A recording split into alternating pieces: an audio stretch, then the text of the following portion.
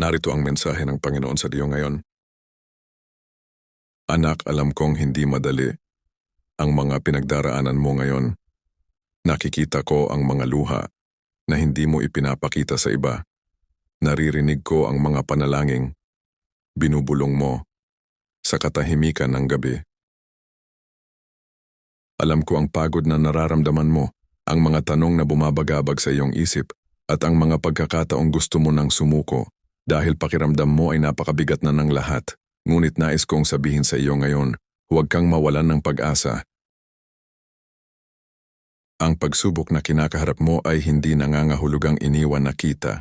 Hindi ito tanda na nakalimutan na kita.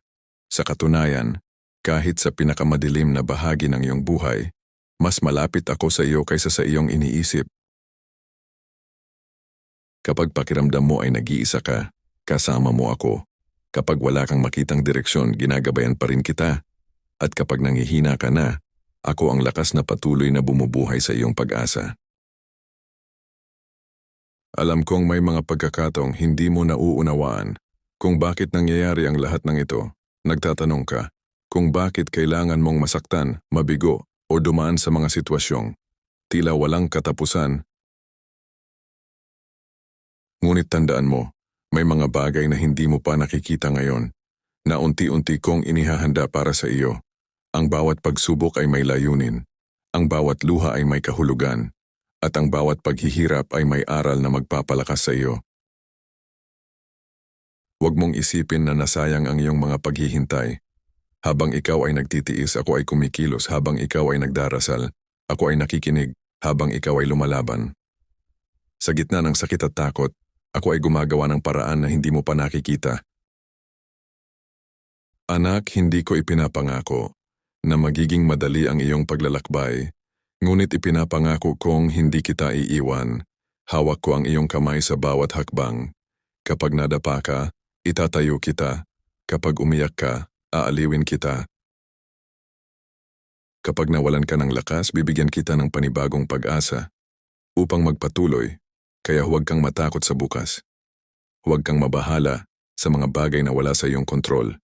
Ipagkatiwala mo sa akin ang iyong mga alalahanin, mga pangarap, at mga sugat. Hindi pa tapos ang kwento ng iyong buhay. Ang kasalukuyan mong pagsubok ay hindi ang katapusan.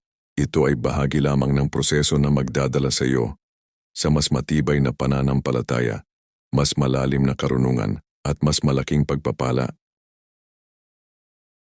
Darating din ang araw na lilingon ka sa lahat ng ito at mauunawaan mo kung bakit kailangan mong dumaan sa mga pagsubok na ito.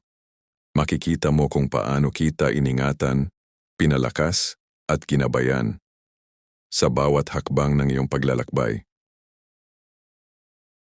Kaya magpatuloy ka, huminga ka, magtiwala ka, sapagkat hindi ka lumalaban nang mag-isa. Kasama mo ako sa bawat luha, bawat laban, at bawat tagumpay. At tandaan mo ito, ang pagsubok ay pansamantala. Ngunit ang aking pagmamahal, katapatan, at mga pangako para sa iyo ay mananatili magpakailanman. At tandaan mo ito, ang pagsubok ay pansamantala. Ngunit ang aking pagmamahal, katapatan, at mga pangako para sa iyo ay mananatili magpakailanman. Type Amen. Follow, like, comment, share.